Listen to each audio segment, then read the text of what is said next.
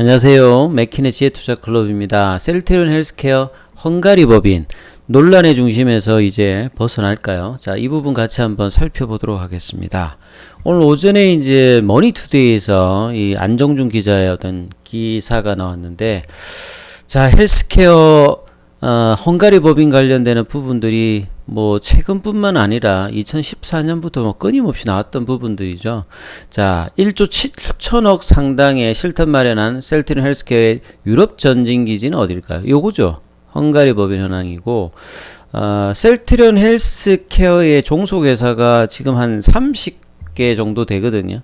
그 중에서 이제 가장 먼저 설립된 있는 게 셀트리온 헬스케어 헝가리 법인입니다. 헝가리 이제 부다페스트 웨스트엔드 오피스 빌딩이 구글에 이제 뭐 검색해봐도 주소가 이렇게 올라와 있습니다. 이제 보시게 되면 여기 그 헬스케어의 분기 보고서에 딱 들어가면 여기 다 지금 주소가 나와 있거든요. 여기를 이제 구글에 검색해 보시면 아까 이제 그 빌딩 뭐 건물도 나와요. 그리고 이제 오늘 이 부분이 상당히 뭐 중요할 것 같아요. 누적 매출액이 한 1조 9천억 정도 상당이었는데 매출 채권 횟수액이 1조 7,400억 정도 되었다. 그동안에 이 헝가리 법인의 뭐 재고가 누적되어 가지고 뻥크 아니냐 뭐 이런 이야기들이 엄청 많이 올라왔는데, 자, 누적 매출액에서 매출 채권 횟수액이 이 정도 되었다라고 하는 부분들은 현금화가 이제 상당 부분 되었다는 소리겠죠. 그리고 재고 회전 일수가 높다, 뭐 이 부분도 많이 나왔는데 이 부분을 비교하는 어떤 기사들이 나왔죠. 자, 한번 보시면 현지 파트너사를 통해서 본래 이제 이 셀트리온 헬스케어 헝가리 법인이 과거에 이제 기사를 보시게 되면 이때 이제 2014년도입니다. 2014년도면 이제 램시마가 2013년도 6월 달에 이제 EMA 승인을 받았을 때거든요. 그러니까 2015년도부터 이제 본격적으로 나가는데 그 당시에 직판 체계가 아니니까 셀트리온 헬스케어 헝가리 법인이 유럽 이제 주요국에 대해서 유통 파트너사, 특히나 유럽 같은 경우는 이제 유통 판매 수수료가 많았는데요. 이 뭐 몬디파마라든지 컴파마, 바이오가랑, 이 뭐 바이오가랑 같은 경우는 프랑스 쪽이고, 이 컴파마는 이제 스페인 쪽이고, 몬디파마는 영국이나 뭐 독일이나 이탈리아, 네덜란드 이런 쪽에다가 이제 판매 계약을 맺어가지고 초도 물량이 이렇게 나간 거죠. 이 당시도 이제 회계 전문가들이 2013년, 2014년도에도 여전히 의문이 남는다. 이 재고는 어떠냐? 왜냐하면 그 전부터 이제 승인 받기 전부터요. 2010년도에 1450억, 2011년도에 4030억, 2012년도에 6780억 계속 재고량이 증가되었거든요. 그리고 2013년도에 9000억대. 그러니까 이게 팔리느냐 안 팔리냐가 뭐 이게 계속 이제 재고 관련되는 부분 논란이 있었던 부분이거든요. 그래서 이제 그런 것들이 이제 2018년 이후에 직판 체계 수수료였던 부분들을 바꾸기 위해서 그래서 이제 헬스케어가 미국 쪽도 좀 부진했습니다만 2018년, 2019년에 이 체제의 어떤 변환으로 실적도 좀 안 좋았죠. 주가도 많이 빠졌고, 그런 어떤 과거의 어떤 스토리가 있었는데, 자, 헝가리 법인을 중심으로 직접 판매가 이제 본격화되면서 유럽의 어떤 직판 법인 매출이 올해 1분기에 전년 매출의 한 80%를 달성했다.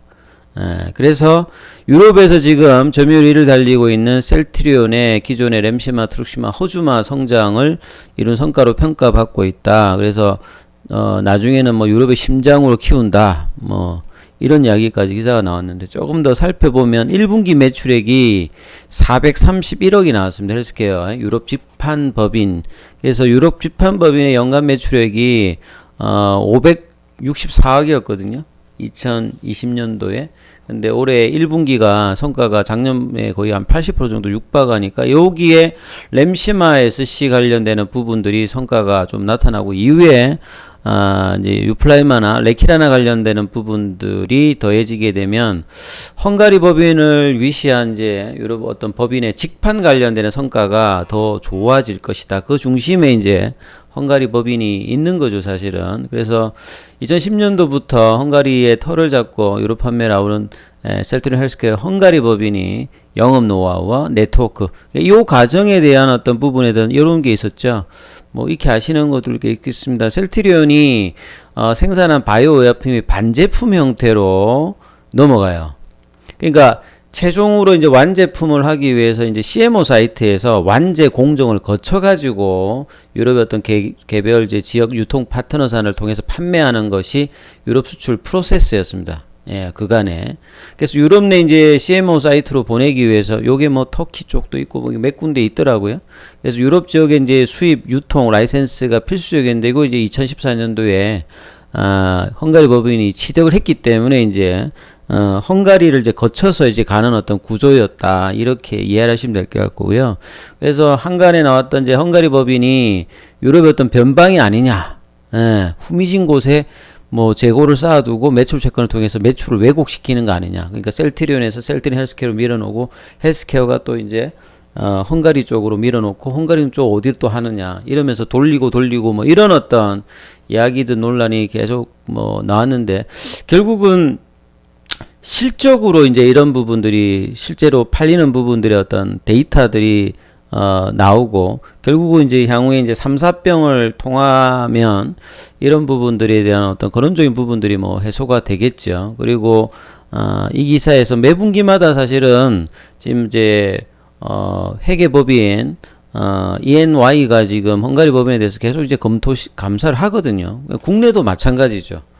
예, 논란은 계속되고 있습니다만 계속 이제 뭐 이 부분들을 해 왔는데 그럼에도 이제 그런 어떤 시각들이 있었고요. 그래서 헝가리 공식 사이트에도 계속 이제 법인 운영 관련되는 부분을 투명하게 전달하고 있는 어떤 상태다. 그리고 헝가리가 뭐 아시다시피 이제 국내에 이 전기차 관련되는 부분 배터리 회사가 이쪽에 많이 이제 뭐 국내뿐만 아니라 그 고기 공장이 좀 많이 있는 게 법인세율도 좀 싸고요. 기업 활동을 펼치기 좋은 어떤 국가적인 어떤 하나기 때문에 헝가리 쪽에 많은 어떤 제조업 시설들이 지금 있는 상태다. 이렇게 봐야 되겠죠. 그래서 이제 헝가리 법인의 성과가 이제 실적을 통해서 구체적으로 또 증명을 했는데 2010년 이후에 헝가리 법인이 지난해까지 2020년까지 10년 동안에 유럽 시장에서 누적 매출 채권 규모가 1조 그 매출 채권은 뭐냐면 매출하고 이제 채권 형태로 가지고 있는 거죠. 일정. 그래서 이 매출 채권 논란들이 셀트리온 그룹에 항상 좀 있는 부분이었잖아요. 그래서 이 기간 헝가리 법인이 1조 9천억 정도의 그 누적 매출을 올렸다는 거죠. 그래서 해수한 매출 채권이 지금 1조 7,410억이니까 거의 이제 매출의 90%가 해수를 통해서 현금화 됐다는 거죠. 그리고 이제 연평균 재고 회전 일수를 이제 램시마, 뭐 트룩시마, 호주마 기준으로 248일이면 매출 원가를 평균 재고로 뭐 돌려보는 거니까 248일 정도 되면 이제 공장에서 창고에서 뭐 빠져나가서 돌았다 뭐 이런 개념인데 이걸 이제 블룸버그에 공개되는 이제 기업 정보에 따라서 다른 이제 하이자라든지 암젠 1912 여기하고 대형제 제약 바이오사하고 이제 재고 회전 일수를 비교해 보면 뭐 거의 뭐 대동한 수준이다. 항상 이제 이전에 어떤 사이트를 보게 되면 재고 관련해서 안전 재고라고 이제 셀트리온이 이야기하는 뭐 거기에서 뭐 9개월 이런 부분들도 있고 그다음에 바이오시밀러가 이런 EMA 승인을 하기 위해서 이 재고 관련되는 부분이 공정 관련되는 뭐 밸리데이션하고 배치 일정 검사들과 더불어서 유럽에서도 요구했던 부분이니까 일정 정도 재고를 깔아야 되는 어떤 부분이 있고요. 그 다음에 유럽에는 약간 유통망에서 직판 구조가 아니었을 때 헬스케어를 통해서 또 이제 헝가리를 중심으로 해서 물량이 들어가서 이제 각 판매사로 재고가 나가는 어떤 구조다 보니까 당연히 이제 재고가 있는 상태에서 진행이 되었을 거고 이게 이제 직판으로 넘어오면서 또 이제 재고 논란이 있었겠죠. 그러니까 기존의 어떤 판매사들 물량을 끌고 재고가 있는 상태에서 진행하는 상태니까 재고 관련된 부분이 있었습니다만 요런 이제 오늘 같이 매출의 어떤 실질적인 어떤 부분이 나와서 판매가 되면 이 부분이 좀 싸그라들거든요. 그래서 뭐 최종 3, 4합병이 되면 이제 이 논란들은 근원적으로 뭐 해소가 될 거라고 보여지고, 그래서 이 기사가 상당히 이제 좀 의구심이 있었던 분들한테는 좀 데이터를 좀 제공했다는 것이 상당히 좀 의미 있다라고 보여지고요. 그래서 저도 뭐 이런 이야기들을 많이 드렸는데, 그동안 항상 이제 뭐 셀트리온 주장이 아니라 그 글로벌 그 시장조사 IQVIA 이런 데 보면 유럽 전역에서 점유율을 계속 이야기를 하고 있잖아요. 팔리지도 않았는데 점유율 1위를 하기가 상당히 어렵지 않습니까? 요 점유율은 셀트리온이 주장하는 게 아니라 여기서 램시마가 50% 차지하고 트룩시마가 38%, 호주마가 계속 이런 성과를 보여주고 있었다는데 안 팔리는 재고는 많다. 이게 좀 어폐가 있는 이야기죠. 그래서 요 기사가 상당히 좀 시원한 기사인 것 같습니다. 그래서 헝가리 실적이 변변치 못했다면 말이 안 되는 일이었겠죠. 그래서 이런 부분들이 데이터로 좀 이제 나타난 부분이라고 보셔야 될 것 같고요. 그래서 과거 데이터도 헬스케어 입장에서 보면 이제 2018년, 2019년도에 실적이 좀 안 좋았습니다. 앞서서 말씀드렸듯이 뭐 직판 체계에 관련되는 부분과 미국에서 좀 이제 안 좋았고요. 그런 어떤 상황 중에서 이 당시도 이제 2019년도에도 보면 셀트리온 헬스케어 헝가리 법인 내부 거래 96%다. 여기가 제일 많이 먼저 생겼고 여기를 중심으로 가니까 뭐 당연한 건데, 그냥 단편적으로 이제 기사들이 상당히 이제 이런 어떤 기사들이 많이 나왔죠. 2018년도에는 오면 내부 거래 셀트리온 헬스케어. 헝가리 법인이 2017년도에 부채 비율이 거의 100배가 넘었어요. 100배가. 100배가 뭐 이렇게 넘었을 때도 있습니다. 그러니까 요렇게 뭔가 어떤 데이터들이 조금 이제 뭔가 좀 그 국내 어떤 전반적인 어떤 제조업하고 좀 달라지게 되면, 여기 보면 헝가리 법인이 실제로 존재하는지 2010년부터 있었고 그런 역할을 하는데 제대로 매출이 이루어졌냐 의혹이 제기되고 있다. 그러니까 좀 상식적으로 생각해 보면 그 이해될 수 있는데, 어떤 수치가 또 갑자기 뭔가 좀 이제 안 좋아지면 저런 논란이 있는데, 앞서서 말씀드렸습니다. 유럽에서의 어떤 점유율, 그 다음에 2010년부터 직판 체계 이전에 이미 이 회사들은 그렇게 갖추고 있었고요. 또 2018년도에 저 헝가리 법인은 이 당시에는 또 1분기가 성과가 또 나름 좀 괜찮았어요. 그러니까 성과가 좋으면 좀 수그러들고 성과가 안 좋으면 막 이렇게 좀 악성 이제 기사들이 올라오고 뭐 이런 부분이었고, 2014년도에도 2013년도에 호재가 있었는데 그 다음 해 연도입니다. 그러니까 2015년부터 본격적으로 나갈 때거든요. 그러니까 얘가 승인받고 본격적으로 시장에서 판매되고 해야 이게 재고 관련되는 부분이 좀 줄면서 실적에도 잡히고, 이런 구조를 그동안에 쭉 해왔던 게 이제 셀트리온이라고 보면, 장기적으로 보신 분들은 이런 부분들을 이해가 될 건데,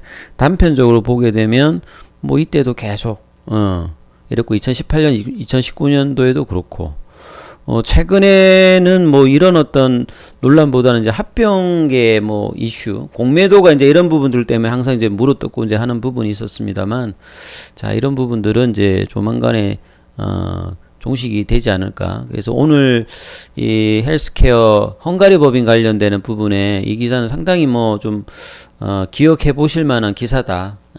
그리고 어떤 구체적인 어떤 데이터들 부분과 팩트들이 좀 많이 나온 기사니까 이 부분을 좀 투자하시는 분들은 좀 챙겨 보시면 좋으실 것 같고요. 자, 8월달 들어서 셀트리온의 주가 흐름은 이전하고 좀 다르다. 5월달부터 나왔던 어떤 박스권 흐름에서 올라가면 빠지고 이런 흐름을, 물론 이제 뭐 28만 아직 뭐 넘어가지는 못했습니다만 이번 주 들어서 5일 동안에 꾸준하게 이제 5선 타면서 올라오는 흐름들을 보였고요. 자, 일봉 다시 돌면서 주봉상에서 파라볼릭다 3주간 연속 올라가고요. 아직 월봉은 안 바뀌었습니다만 월봉이 바뀌는 게 이제 본격적인 어떤 상승 추세 흐름이라고 봐야 되겠죠.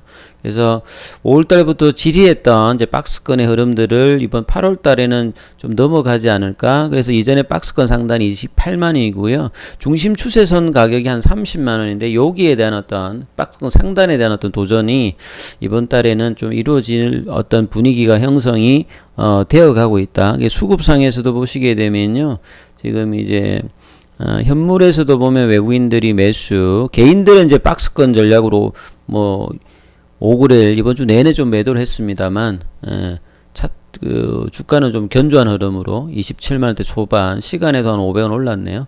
헬스케어 같은 경우에도 외국인들 매수, 기관으로는 좀 팔았습니다만 개인들은 계속 매도하고 있는데 공매도 물량도 조금 이제 좀 잠잠해지고 있어요. 헬스케어는 좀 늘기는 늘었습니다만, 제약 같은 게 좀 제일 많았는데 제약은 6.96 정도고요.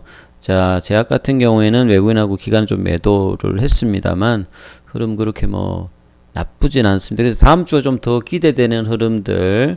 자, 8월 중순에 인도네시아, 그 다음에 8월 중순에 또 있는 CAMP, 안건이 어떻게 되느냐. 그 다음에 8월 중순에 나오는 셀트리온 2분기 실적.